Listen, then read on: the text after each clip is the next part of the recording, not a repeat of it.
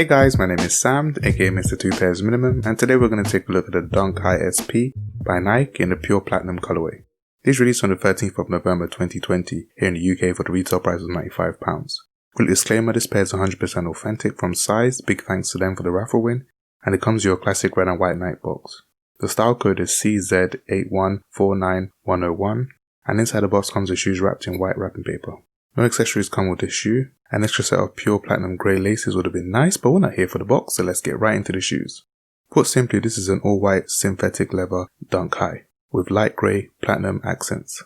This can be seen on the leather swooshes that sits on both sides of the mid panel, as well as the grey collar, liner, insoles and outsole. I like the overall clean design. It's very easy to style and looks great on feet. These may not be as premium as the recent Nike and Italian streetwear boutique Slam Jam collaboration in that clear pure platinum colorway, with its upside down tongue tab design, glossy swoosh and the plush suede overlays. But the leather on these is decent.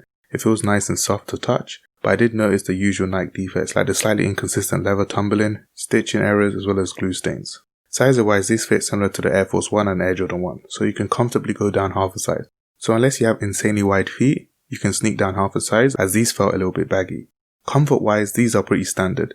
The classic full air cushioning is okay for casual use, but I wouldn't run a marathon or play basketball with these. So the question, are these 2 pairs minimum?